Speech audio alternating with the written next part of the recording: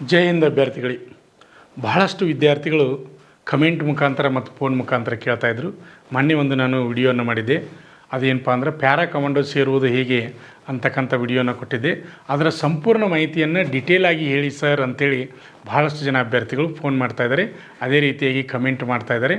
ಆ ಅಭ್ಯರ್ಥಿಗಳಿಗಾಗಿ ಈ ವಿಡಿಯೋನ ಮಾಡ್ತಾಯಿದ್ದೀನಿ. ಅಭ್ಯರ್ಥಿಗಳೇ, ಪ್ಯಾರಾ ಕಮಾಂಡೋ ಹೆಸರು ಕೇಳಿದರೆ ಸಾಕ್ರಿ, ಭಾರತೀಯ ಸೇನೆಯಲ್ಲಿನ ಒಂದು ಗಣ್ಯ ರೆಜಿಮೆಂಟ್ ಅಂತೇಳಿ ನಾವು ಪ್ಯಾರಾ ಕಮಾಂಡೋ ಕರಿತೀವಿ. ಅದಕ್ಕೆ ಎಸ್ ಎಫ್ ಅಂದರೆ ಸ್ಪೆಷಲ್ ಫೋರ್ಸ್ ಅಂತ ಕರಿತೀವಿ. ಪ್ಯಾರಾ ಕಮಾಂಡೋ ಸೇರಬೇಕಾದ್ರೆ ಅಭ್ಯರ್ಥಿಗಳು ಫಿಸಿಕಲಿನೂ ಸ್ಟ್ರಾಂಗ್ ಆಗಿರಬೇಕು, ಅದೇ ರೀತಿಯಾಗಿ ಮೆಂಟಲಿನೂ ಸ್ಟ್ರಾಂಗ್ ಇರಬೇಕು. ಅಂಥ ಅಭ್ಯರ್ಥಿಗಳು ಮಾತ್ರ ಪ್ಯಾರಾ ಕಮಾಂಡೋದಲ್ಲಿ ನೌಕರಿ ಮಾಡಲಿಕ್ಕೆ ಸಾಧ್ಯ. ಪ್ಯಾರಾ ಕಮಾಂಡೋ ಪರ್ಮನೆಂಟು ಸರ್ ಹೆಂಗೆ ಅಂತ ಕೇಳ್ತಾ ಇದ್ದಾರೆ ಅಭ್ಯರ್ಥಿಗಳು. ಅದು ಪರ್ಮನೆಂಟ್ ಇದೆ ಪ್ಯಾರಾ ಕಮಾಂಡೋ. ಅಗ್ನಿವೀರ ಇದ್ದ ಹಾಗೆ ಅಲ್ಲ, ಅದು ಪರ್ಮನೆಂಟ್ ಅದ ಪ್ಯಾರಾ ಕಮಾಂಡೋ ಅಭ್ಯರ್ಥಿಗಳೇ.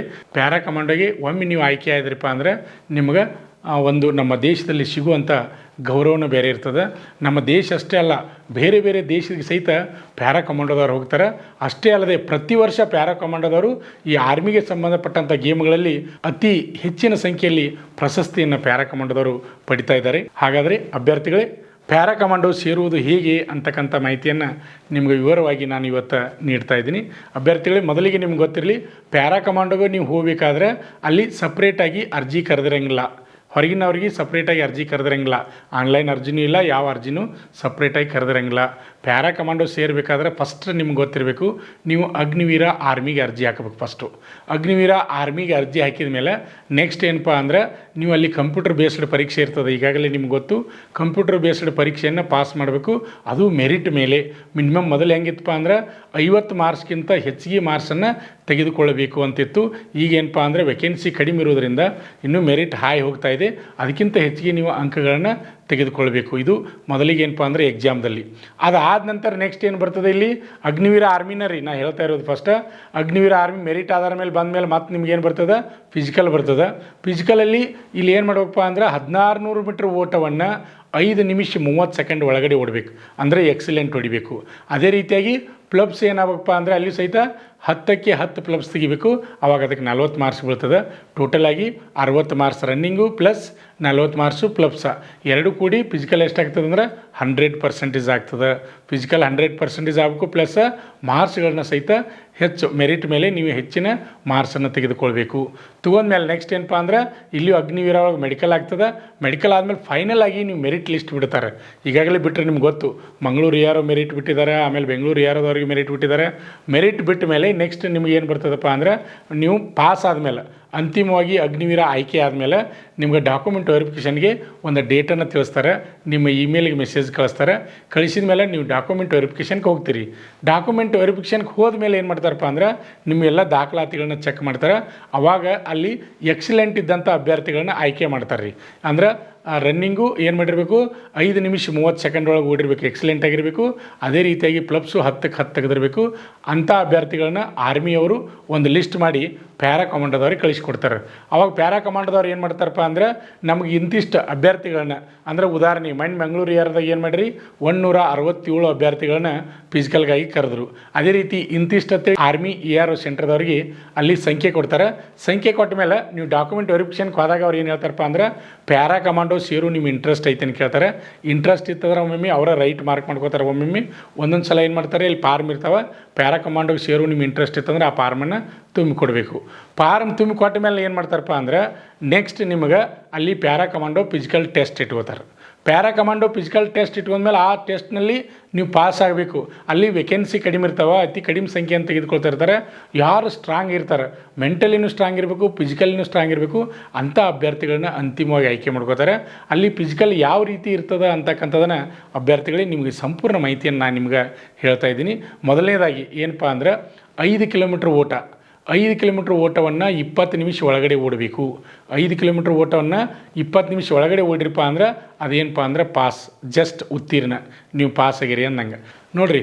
ಅದೇ ರೀತಿಯಾಗಿ 5 ಕಿಲೋಮೀಟ್ರ್ ಓಟವನ್ನು 19 ನಿಮಿಷನ್ಯಾಗ ನೀವು ಓಡಿ ಕಂಪ್ಲೀಟ್ ಮಾಡಿರಿ ಅಂದ್ರೆ ಅದಕ್ಕೆ ಗ್ರೇಟ್ ತೆಗಿಸಿಂದ ಅಲ್ಲಿ ಗ್ರೇಡವನ್ನು ಕೊಡ್ತಾರೆ. ಅದೇ ರೀತಿಯಾಗಿ 18 ನಿಮಿಷ 30 ಸೆಕೆಂಡ್ನಾಗ 5 ಕಿಲೋಮೀಟ್ರ್ ರನ್ನಿಂಗ್ ಓಟವನ್ನು ನೀವು ಮುಗಿಸ್ರಿ ಅಂದ್ರೆ ಅದು ಗೋಲ್ಡ್ ಅಂತ ಬರ್ತದೆ. ಇಲ್ಲಿ ನಿಮ್ಗೆ ಗೊತ್ತಿರಲಿ, ಇಲ್ಲಿ ಒಂದನೇದು ಪಾಸ, ಆಮೇಲೆ ಗುಡ್ಡ, ಆಮೇಲೆ ಗ್ರೇಟ, ಆಮೇಲೆ ಗೋಲ್ಡ, ಈ ರೀತಿಯಾಗಿ ಭಾಗಗಳನ್ನ 4 ಭಾಗಗಳನ್ನ ಮಾಡ್ಕೊಂಡಿರ್ತಾರೆ. ಅಲ್ಲಿ ರನ್ನಿಂಗ್ 5 ಕಿಲೋಮೀಟ್ರ್ ರನ್ನಿಂಗ ನೀವು ಎಷ್ಟು ಟೈಮ್ದಾಗ ಓಡ್ತೀರಿ ಅದ್ರ ಮೇಲೆ ಒಟ್ಟು ಎಷ್ಟು ಜನ ಭಾಗವಹಿಸಿರ್ತಾರೆ, ಅದ್ರಾಗ ಯಾರ್ಯಾರು ಹೆಂಗೆ ಬರ್ತಾರೆ, ಗೋಲ್ಡ್ ಎಷ್ಟು ಜನ ಹಾಕಾರ, ಆಮೇಲೆ ಗ್ರೇಟ್ ಎಷ್ಟು ಜನ ಹಾಕಾರ, ಗುಡ್ ಎಷ್ಟು ಜನ ಹಾಕಾರ, ಪಾಸ್ ಎಷ್ಟು ಜನ ಹಾಕಾರ, ಅದನ್ನು ನೋಡಿಕೊಂಡು ಫೈನಲ್ ಮಾಡ್ತಾರೆ. ಅದೇ ರೀತಿಯಾಗಿ ನೆಕ್ಸ್ಟ್ ಬರೋದು ಏನಪ್ಪ ಅಂದ್ರೆ ಚಿನ್ನಪ್ಸ್ಗೆ ನಾವೇನಂತೀವಿ ಪ್ಲಬ್ಸ್ ಅಂತ ಕರಿತೀವಿ. ಅಭ್ಯರ್ಥಿಗಳೇ ಇಲ್ಲಿ ಆರ್ಮಿ ಒಳಗೆ ಏನಿರ್ತದೆ 10 ತೆಗೆದ್ರೆ ಎಕ್ಸಲೆಂಟ್ ಇರ್ತದೆ. ಆದ್ರೆ ನೀವು ಪ್ಯಾರಾ ಕಮಾಂಡೋ ಹೋಗ್ಬೇಕಂದ್ರೆ 14 ತೆಗೆದ್ರೆ ಪಾಸ್ ಹಾಕಿರಿ, 14 ತೆಗೆದ್ರೆ ಪಾಸ್ ಆಗ್ತದೆ. ಆಮೇಲೆ 16 ತೆಗೆದ್ರಿ ಅಂದ್ರೆ ಗ್ರೇಡ ಗುಡ್ ಅಂತ ಹಾಕ್ತಾರೆ. ಅದೇ ರೀತಿಯಾಗಿ 18 ಆದಪ್ಪ ಅಂದ್ರೆ ಏನಪ್ಪ ಅಂದ್ರೆ ಗ್ರೇಟ್ ಅಂತ ಬರ್ತದೆ. ಅದೇ ರೀತಿಯಾಗಿ 20 ನೀವು ಚಿನ್ನಪ್ಸ್ ತೆಗೆದ್ರಪ್ಪ ಅಂದ್ರೆ ಗೋಲ್ಡ್ ಅಂತ ಬರ್ತದೆ. ಇದರಲ್ಲಿ ಸಹಿತ 4 ಭಾಗಗಳನ್ನು ಮಾಡ್ಕೊಂಡಿರ್ತಾರೆ. ಅದೇ ರೀತಿಯಾಗಿ ನೆಕ್ಸ್ಟ್ ನಿಮ್ಗೆ ಗೊತ್ತಿರಲಿ ಪುಷಪ್ಸ 40 ತೆಗೆದ್ರೆ 40 ಹೆಂಗಪ್ಪ, 1 ನಿಮಿಷನ್ಯಾಗ 40 ಪುಷಪ್ಸ್ ತೆಗೆದ್ರಿ ಅಂದ್ರೆ ಪಾಸ್ ರೀ. ಆಮೇಲೆ ನೆಕ್ಸ್ಟ್ 45 ತೆಗೆದ್ರಿ ಅಂದ್ರೆ ಗುಡ್. ಆಮೇಲೆ ನೆಕ್ಸ್ಟ್ ಬರೋದು 50 ತೆಗೆದ್ರಿ ಅಂದ್ರೆ ಗ್ರೇಟ್. ಆಮೇಲೆ ನೆಕ್ಸ್ಟ್ ಬರೋದು 55 ತೆಗೆದ್ರಿಪ್ಪ ಅಂದ್ರೆ ಅಲ್ಲಿ ಗೋಲ್ಡ್ ಅಂತ ಬರ್ತದೆ. ಇದೇನಪ್ಪ ಅಂದ್ರೆ 1 ನಿಮಿಷನ್ಯಾಗ ನೀವು ಪುಷಪ್ಸನ್ನು ಈ ರೀತಿಯಾಗಿ ತೆಗಿಬೇಕು. ಇಲ್ಲಿ 4 ಭಾಗಗಳನ್ನ ಮಾಡ್ಕೊಂಡಿರ್ತಾರೆ. ಅದೇ ರೀತಿಯಾಗಿ ನೆಕ್ಸ್ಟ್ ಬರೋದು ಯಾವುದಪ್ಪ ಅಂದ್ರೆ ಸಿಟಪ್ಸ್ ಅಂತೀವಿ. ಈ ಸಿಟಪ್ಸ್ ಟೈಮ್ ಇಟ್ಟಿರ್ತದಪ್ಪ ಅಂದ್ರೆ 2 ನಿಮಿಷ ಟೈಮ್ ಇರ್ತದೆ. ಸಿಟಪ್ಸ್ ತೆಗಿಲಿಕ್ಕೆ 2 ನಿಮಿಷ ಟೈಮ್ ಇರ್ತದೆ. ಅಭ್ಯರ್ಥಿಗಳಿಗೆ ನಿಮ್ಗೆ ಗೊತ್ತಿರಲಿ, ಇಲ್ಲಿ ಸಿಟಪ್ಸ್ ಪಾಸ್ ಆಗ್ಬೇಕಂದ್ರೆ 80 ತೆಗೆದ್ರೆ ಪಾಸ್. ಆಮೇಲೆ ನೆಕ್ಸ್ಟ್ ಏನಪ್ಪ ಅಂದ್ರೆ 85 ತೆಗೆದ್ರೆ ಗುಡ್ ಬರ್ತದೆ. ಆಮೇಲೆ ನೆಕ್ಸ್ಟ್ ಬರೋದು 90 ತೆಗೆದ್ರಪ್ಪ ಅಂದ್ರೆ ಗ್ರೇಟ್ ಅಂತ ಬರ್ತದೆ. ಆಮೇಲೆ ನೆಕ್ಸ್ಟ್ ಬರೋದು ಎಷ್ಟಪ್ಪ ಅಂದ್ರೆ 95 ತೆಗೆದ್ರೆ ಗೋಲ್ಡ್ ಅಂತ ಬರ್ತದೆ. ಇಲ್ಲಿ ಗ್ರೇಡ್ಗಳನ್ನ ಕೊಡ್ತಾರೆ. ಅದು 2 ನಿಮಿಷದಲ್ಲಿ ಸಿಟಪ್ಸನ್ನು ತೆಗಿಬೇಕು. ಅದೇ ರೀತಿಯಾಗಿ ನೆಕ್ಸ್ಟ್ ಬರೋದು ಏನಪ್ಪ ಅಂದ್ರೆ 5 ಮೀಟರ್ ಸೆಪಲ್ ಅಂತೀವಿ. 5 ಮೀಟರ್ ಸೆಪಲ್ ಅಂದ್ರೆ 5 ಮೀಟ್ರ್ ಅಂತರ ಇರ್ತದೆ. 5 ಮೀಟ್ರ್ ಅಂತರವನ್ನು ಆ ಕಡೆ ಮತ್ತು ಈ ಕಡೆ ನೀವು ಹೋಗಿ ಮುಟ್ಟಬೇಕಾಗ್ತದೆ. 2 ಸಲ ಅಂದ್ರೆ 17 ಸಲ ರೀ. 5 ಮೀಟರು ಸೆಪಲವನ್ನು ನೀವು 17 ಸಲ ಹೋಗಿ ಮುಟ್ಟಬೇಕು, ಆ ಕಡೆ ಮತ್ತು ಈ ಕಡೆ. 17 ಎಷ್ಟಾಕೈತೆ ಅಂದ್ರೆ 34 ಆಕೈತೆ. ಡಬಲ್ ಹಿಡಿದ್ರೆ ಒಂದು ಸೈಡ್ ಹಿಡಿದ್ರೆ 17. ಇದು ಟೈಮ್ ಎಷ್ಟಿರ್ತದಪ್ಪ ಅಂದ್ರೆ 1 ನಿಮಿಷ ಇರ್ತದೆ. ಅಭ್ಯರ್ಥಿಗಳಿಗೆ ಈ ರೀತಿಯಾಗಿ ಪ್ಯಾರಾ ಕಮಾಂಡೋಗೆ ಸೇರಬೇಕಾದ್ರೆ ಫಿಸಿಕಲ್ ಇರ್ತದೆ. 1ನೇದು 5 ಕಿಲೋಮೀಟ್ರ್ ಓಟ, 2ನೇದು ಚಿನ್ನಪ್ಸ್, ಆಮೇಲೆ 3ನೇದು ಏನಪ್ಪ ಅಂದ್ರೆ ಪುಷಪ್ಸ್, 4ನೇದು ಏನಪ್ಪ ಅಂದ್ರೆ ಸಿಟಪ್ಸ, ಆಮೇಲೆ 5 ಮೀಟ್ರ್ ಸೆಪಲ. ಈ ರೀತಿಯಾಗಿ ಫಿಸಿಕಲ್ ಇರ್ತದೆ. ಅಭ್ಯರ್ಥಿಗಳೇ ಪ್ಯಾರಾ ಕಮಾಂಡೋ ಫಿಸಿಕಲ್ ಪಾಸಿಂಗ್ ಯಾವ ರೀತಿ ಇರ್ತದಪ್ಪ ಅಂದ್ರೆ 5 ಕಿಲೋಮೀಟ್ರ್ ಓಟವನ್ನು 20 ನಿಮಿಷ ಒಳಗೆ ಓಡಬೇಕು. ಇದು ರನ್ನಿಂಗ್.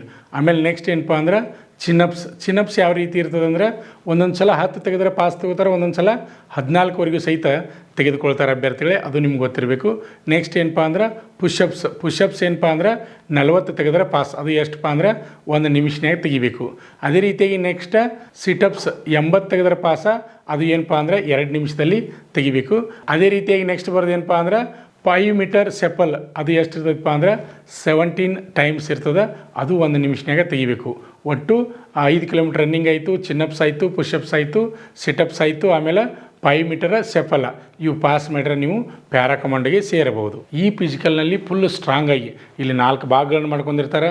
ಏನೇನಪ್ಪ ಅಂದ್ರೆ ಪಾಸ್ ಇರ್ತದೆ, ಗುಡ್ ಇರ್ತದೆ, ಗ್ರೇಟ್ ಇರ್ತದೆ, ಗೋಲ್ಡ್ ಇರ್ತದೆ. ನೀವು ಪ್ರತಿನಿತ್ಯ ಪ್ರಾಕ್ಟೀಸ್ ಮಾಡೋರಿಗೆ ನಿಮ್ಗೆ ಗೊತ್ತಾಗ್ತದೆ ನೀವು ಯಾವ ಗ್ರೇಡ್ನಲ್ಲಿ ಬರ್ತೀರಿ ಅನ್ನೋದು ಗೊತ್ತಾಗ್ತದೆ. ಅಲ್ಲಿ ಒಟ್ಟು ಅಭ್ಯರ್ಥಿಗಳು ಎಷ್ಟು ಜನ ಭಾಗವಹಿಸಿರ್ತಾರೆ, ಆಮೇಲೆ ಯಾರು ಒಳ್ಳೆ ತಮ್ಮ ದೈಹಿಕ ಶ್ರಮವನ್ನು ತೋರಿಸ್ತಾರೆ ಅಂಥವರನ್ನು ಪ್ಯಾರಾ ಕಮಾಂಡೋ ಒಳಗೆ ಸೆಲೆಕ್ಷನ್ ಮಾಡ್ಕೋತಾರೆ. ಪ್ಯಾರಾ ಕಮಾಂಡೋ ಸೇರಬೇಕಾದ್ರೆ ಒಳ್ಳೆಯ ಅವಕಾಶದ ಅಭ್ಯರ್ಥಿಗಳು. ಇದೇನಪ್ಪ ಅಂದ್ರೆ ಇದು ನೇರವಾಗಿ ಆನ್ಲೈನ್ ಕರೆದ್ರಂಗಿಲ್ಲ. ನೀವು ಮೊದಲು ಅಗ್ನಿವೀರರಾಗಿ ಆಯ್ಕೆಯಾದ ನಂತರ ನೀವು ಅಲ್ಲಿ ಹೋಗಬೇಕು. ಭಾಳಷ್ಟು ಜನ ಅಭ್ಯರ್ಥಿಗಳು ಸರ್ GD ಹುದ್ದೆಗಳಿಗೆ ಅಷ್ಟೇ ಅಂದರೆ ಅಂತ ಕೇಳ್ತಾರೆ. ನಿಮ್ಗೆ ಗೊತ್ತಿರಲಿ, GD ಅವರಿಗೂ ಇಲ್ಲಿ ಪ್ಯಾರಾ ಕಮಾಂಡೋ ಒಳಗೆ ಸೇರ್ಬೋದು. ಆಮೇಲೆ ಟ್ರೇಡ್ಮನ್ದವರು ಪ್ಯಾರಾ ಕಮಾಂಡೋ ಒಳಗೆ ಸೇರ್ಬೋದು. ಕ್ಲರ್ಕ್ ಅಭ್ಯರ್ಥಿಗಳು ಪ್ಯಾರಾ ಕಮಾಂಡೋ ಸೇರ್ಬೋದು. ಟೆಕ್ನಿಕಲ್ದವರು ಪ್ಯಾರಾ ಕಮಾಂಡೋಗೆ ಸೇರ್ಬೋದು. ಆದರೆ ಏನಪ್ಪ ಅಂದ್ರೆ ಅವ್ರ ವೇಕೆನ್ಸಿ ಯಾವ ಖಾಲಿ ಇರ್ತಾರೆ ಅವುಗಳನ್ನು ಮಾತ್ರ ಅಲ್ಲಿ ತುಂಬ್ತಾರೆ. ಒಮ್ಮೊಮ್ಮೆ GD ಅಷ್ಟೇ ತುಂಬೋದು, ಒಮ್ಮೊಮ್ಮೆ ಟ್ರೇಡ್ಮನ್ ಅಷ್ಟೇ ತುಂಬೋದು, ಒಮ್ಮೊಮ್ಮೆ ಇವುಗಳನ್ನ ಎಲ್ಲನೂ ಸಹಿತ ತೆಗೆದುಕೊಳ್ಬೋದು. ಇದು ಅಗ್ನಿವೀರರಾಗಿ ಆಯ್ಕೆ ಆದ ನಂತರ ನೆಕ್ಸ್ಟ್ ಏನಪ್ಪ ಅಂದ್ರೆ ಪ್ಯಾರಾ ಕಮಾಂಡ್ಗೆ ನಿಮಗೆ ಸೇರುವ ಅವಕಾಶ ಬರ್ತದೆ. ಆಮೇಲೆ ಇನ್ನು ಕೆಲವೊಂದು ಜನ ನೀವು ಕೇಳ್ಬೋದು, ಏನಪ್ಪ ಅಂದ್ರೆ ನೀವು ಈಗಾಗಲೇ ಇಲ್ಲಿ ಸಿಲೆಕ್ಷನ್ ಆಗಿರ್ತೀರಿ, ಅಲ್ಲಿ ಹೋಗಿ ನೀವು ಪೇಲ್ ಹಾಕಿರಿ ಪ್ಯಾರಾ ಕಮಾಂಡೋ ಒಳಗೆ. ಅಲ್ಲಿ ಫಿಸಿಕಲ್ ನಿಮ್ಮದು ಪೇಲ್ ಆದಮೇಲೆ ಮತ್ತೆ ನೀವು ಎಲ್ಲಿ ಬರೋದ್ರಿ, ಫಸ್ಟ್ ಏನು ಅಗ್ನಿವೀರ ಆಗಿರ್ತಿರಲೇ ನೀವು ಅಲ್ಲೇ ಬರೋದು, ಅಲ್ಲೇ ನಿಮ್ಮದು ನೌಕರಿ ಕಂಟಿನ್ಯೂ ಆಗ್ತದೆ. ನೀವು ಪ್ಯಾರಾ ಕಮಾಂಡೋ ಹೋಗಿ ಅಲ್ಲಿ ನೀವು ಪೇಲ್ ಆದ್ರೆ ಮತ್ತೆ ಇಲ್ಲಿ ಪೇಲ್ ಹಾಕದೆ ತಿಳ್ಕೊಬೇಡ್ರಿ. ಅಲ್ಲಿ ಪೇಲ್ ಆದರೂ ಸಹಿತ ನೀವು ಅಗ್ನಿವೀರ ಆರ್ಮಿ ನಿಮಗೆ ಸೆಂಟ್ರ್ ಎಲ್ಲಿ ಕೊಟ್ಟಿರ್ತಾರೆ ನೀವು ಅಲ್ಲಿ ಜಾಯ್ನಿಂಗನ್ನು ಮಾಡಬೇಕಾಗ್ತದೆ. ಅದೇ ರೀತಿಯಾಗಿ ನೆಕ್ಸ್ಟ್ ಇನ್ನೂ ಗೊತ್ತಿರಲಿ ನಿಮ್ಗೆ, ಈಗ ಫಸ್ಟ್ ಸ್ಟಾರ್ಟಿಂಗ್ ನಿಮ್ಗೆ ಗೊತ್ತಾಗಲಿಲ್ಲ, ನೀವು ಪ್ಯಾರಾ ಕಮಾಂಡೋ ಸೇರೋದು ಗೊತ್ತಾಗಲಿಲ್ಲ ಅಂದ್ರೆ ನೆಕ್ಸ್ಟ್ 2 ವರ್ಷದ ನಂತರ ನಿಮ್ಗೆ ಏನಾಕೈತೆ ಅಂದ್ರೆ ನೀವು ಆರ್ಮಿ ಒಳಗಿದ್ದಾಗ ಕೆಲವೊಂದು ಅಲ್ಲಿ ಅರ್ಜಿಯನ್ನು ಕರೆದಿರ್ತಾರೆ. ಯಾರಿಗೆ ಆರ್ಮಿ ಒಳಗೆ ಇದ್ದವ್ರಿಗೂ ಕರೆದಿರ್ತಾರೆ ರೀ.